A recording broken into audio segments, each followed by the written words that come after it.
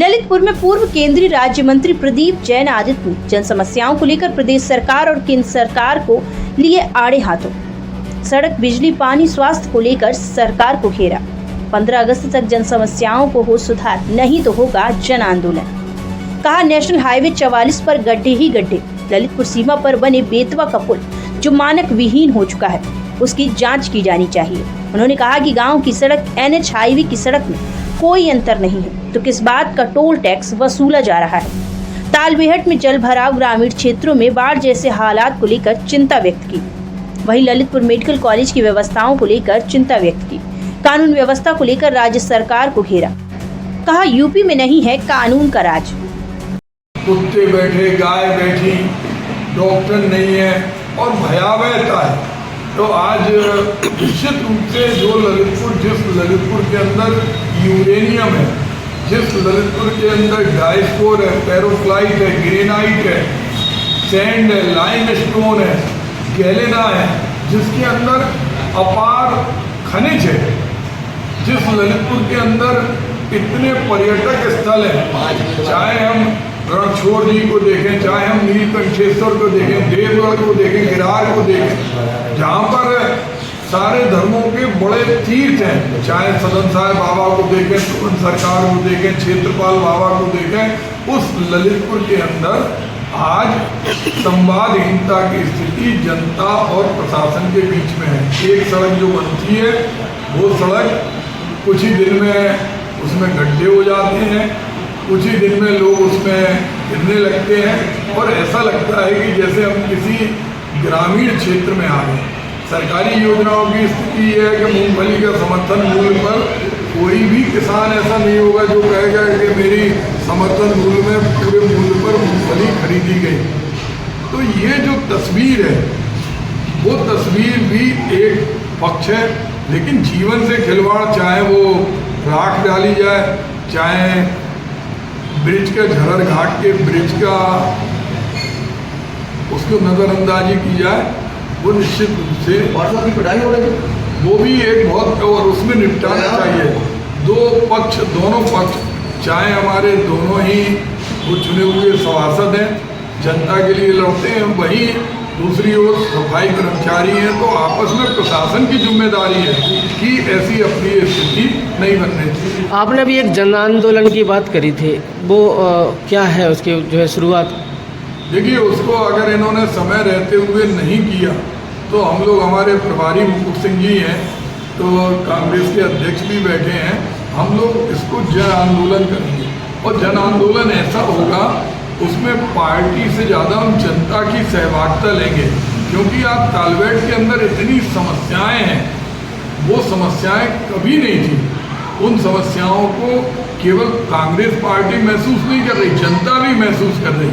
तो उन सब के लिए पूरी हम लोगों की एक विस्तृत योजना है, और मैं ये मानता हूँ कि 15 अगस्त तक NHAI विभाग, और हम प्रयास करेंगे गडकरी जी से भी, जब आप समझो कि गांव की सड़क और NHAI की सड़क दोनों में गड्ढे हैं, दोनों में पानी भर रहा, तो फिर टोल किस बात का ले रहे हैं?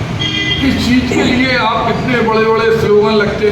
कहीं आपने देखी हो एम्बुलेंस नहीं खड़ी, कहीं देखा हो कि यात्रियों को जो सुविधाएं NHAI की मिलना चाहिए, कि अगर किसी को रिफ्रेशमेंट चाहिए उसका तो कुछ समय निश्चित है क्या अभी? हम 15 अगस्त के बाद, 15 अगस्त तक हम चाहते हैं कि इसमें सुधार हो, नहीं तो 15 अगस्त के बाद हम लोग बड़ा आंदोलन करेंगे। आपका मानना है ओवरब्रिज को कूदना चाहिए या और कोई मटेरियल सामान होना चाहिए, क्या कहेंगे इस बारे में? देखिए, ललितपुर में तो ऐसा लगता ही नहीं कोई कानून का राज है। जिस तरह के हालात हैं, आप देखिए कि बजाज पावर प्लांट, उनके पास CSR फंड है, गौ माता हर महीने में कुचलती, बेरोक टोक जो सड़क बनती है, उस सड़क की एक कैपेसिटी होती है, ओवरलोड उनके वाहन जाते हैं, और ओवरलोड वाहन पर कोई रोक नहीं है, कोई चेकिंग नहीं है, वो सड़क भी टूटती।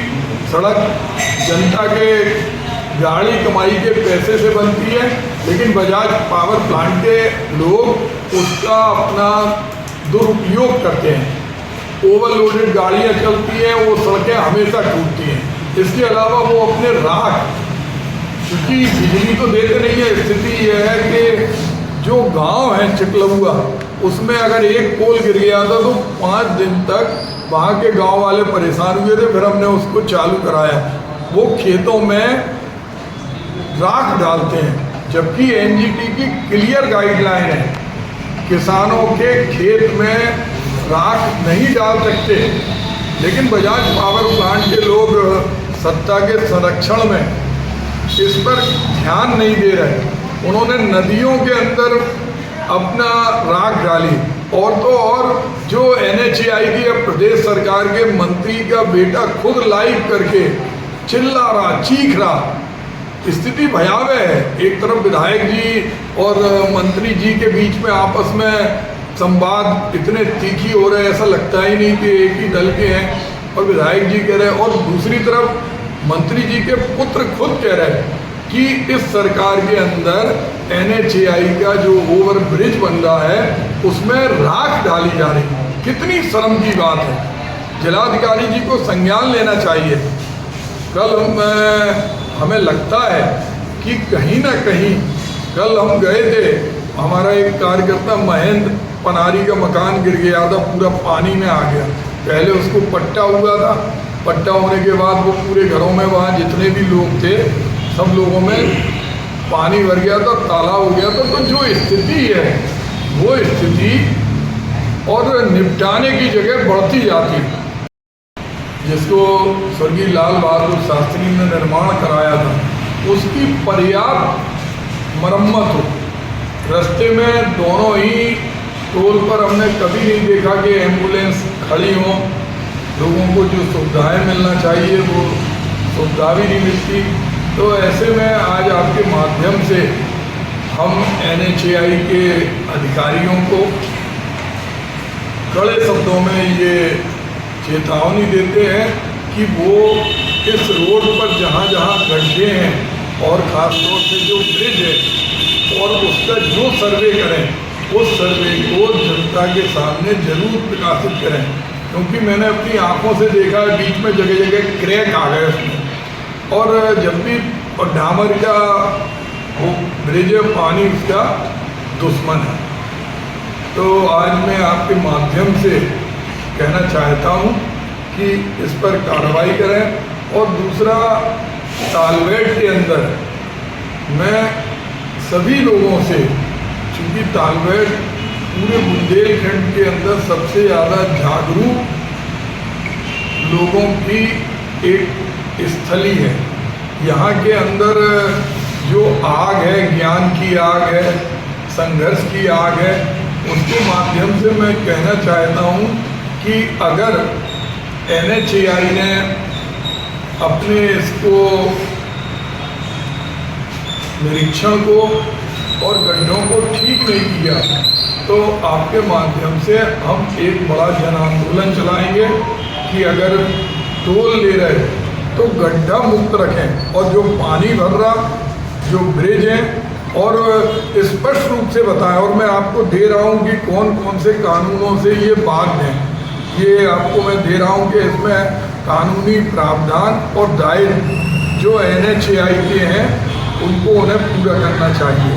मंडियों में शराब पी जाती, मंडियों में भूसा रखा रहता, लेकिन किसानों के लिए वो मंडी नहीं चालू हुआ है। तो मैं उस मुद्दे को भी आज जब हम ब्रिज का मुद्दा उठा रहे हैं, वो मुद्दा भी हम आपके माध्यम से कहना चाहते हैं कि राज्य सरकार की जिम्मेदारी है वो राज्य के गरीब लोगों की टैक्स के द्वारा जो उन्होंने पैसा दिया है वो संपत्तियां बनी हुई हैं, उस पर किसी सरकार की बकौती नहीं है, वो जनता की संपत्तियां हैं। और उनकी जिम्मेदारी है कि वो उन मंडियों में स्टाफ नियुक्त करें।